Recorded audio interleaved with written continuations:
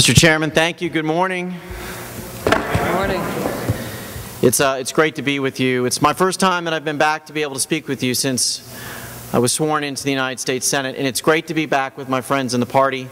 Many of you know back in 2000 and beginning of 2003, I was the chairman of the party down in Broward County, right, Sharon?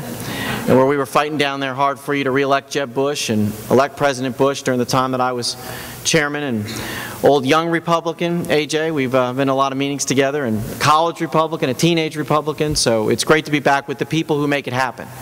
Because you are the folks that work, knock on the doors, make the phone calls, raise the money, organize the people, have them come over to your house, and you're the reason why Republicans win elections. So the first thing I want to do is say thank you, because I know how important your role is. So it's been 10 months since I was sworn into the United States Senate, and it has been an amazing time. When I first got there, George Voinovich, who's a senator from Ohio, former governor, he said to me, "George, you're only going to be here for 16 months, but it might be the most important 16 months that we've ever had in this country." And when you think about it, in modern times, I think he's right. We're fighting a war in two different theaters. We haven't done that since World War II. We're recovering from the worst financial meltdown since the Great Depression. We're dealing with the worst recession that anyone can ever remember in Florida, with unemployment right around 12%. And when you think we couldn't have more challenges, now we have this oil spill. 61 days, the worst potentially environmental crisis that Florida has ever experienced. I've been to the Northwest Florida 4 or 5 times now, flown out over the spill, and I met with the President on Tuesday in Pensacola. I've been asking for the President to be engaged. You all remember the job that Jeb Bush did when we had those 9 or 10 hurricanes in 2004 and 2005. Leadership matters.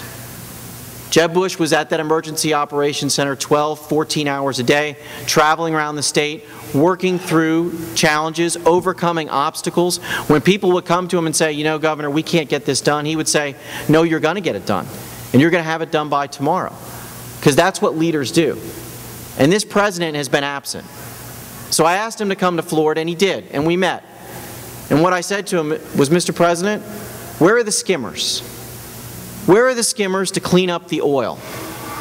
When I met with him on Tuesday, there were 32 skimmers off the coast of Florida. I said to him, there are 2,000 skimmers, according to Thad Allen, our admiral who was there, in the United States of America. Why aren't they in the Gulf of Mexico? And they said to me, "Well, you know, some of them have to stay in other places because there might be an oil spill." That's like telling you your house is on fire, but the fire truck can't come because another house may catch on fire. There were 32 on Tuesday. Today there are 20. Now this is from folks who want to take over the government and take over our society and add government to every part of our life. But the one thing that the government should be doing well is managing through this natural disaster.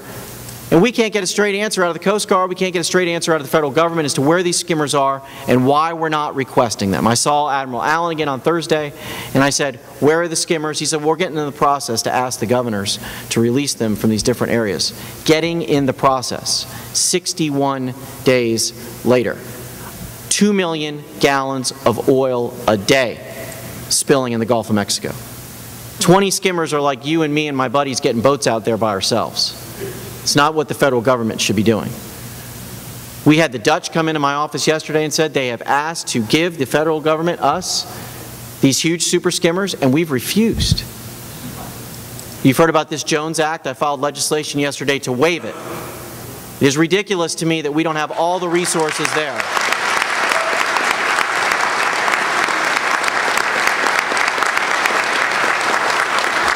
So we'll keep fighting about that. You go to my website. We've got a skimmer watch. We're trying to bring all the light and attention we can to this issue.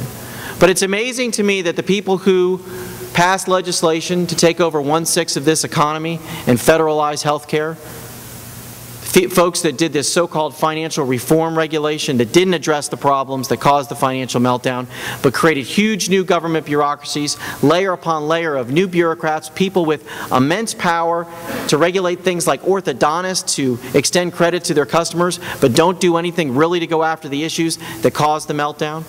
These same people who want to expand the size of government, who've hired 160,000 new federal workers in the last 2 years, who make $70,000 a year and have $40,000 worth of benefits when the average American in the private sector makes $45,000. These same folks, when they're in front of them as an opportunity to actually get the government to do something and work on it in the right way, they can't get their act together.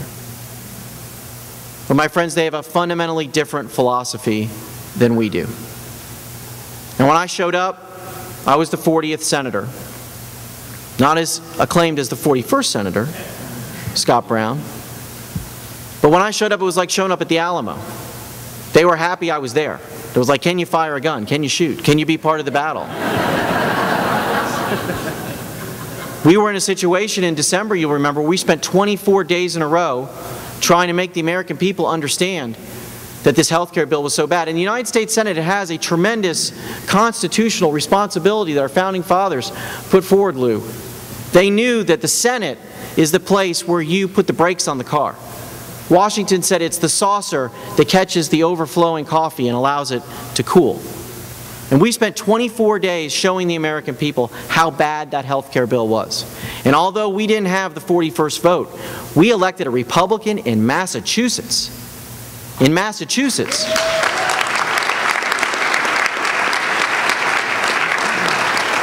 Because of the American people saw what was going on, the inside deals, the cutting $500 billion from Medicare, the raising of taxes of $500 billion, not doing anything at all to actually control the cost of health care. It's going to go up.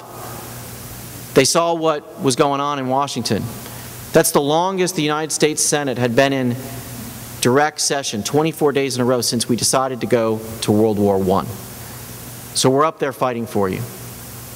But let me tell you that there is a fundamental difference between what the leaders in the Democratic Party and our President believe in. They believe in an entitlement culture. They believe in expanding the size of government, hiring more government workers. They believe that we cannot figure out on our own how to solve our own problems.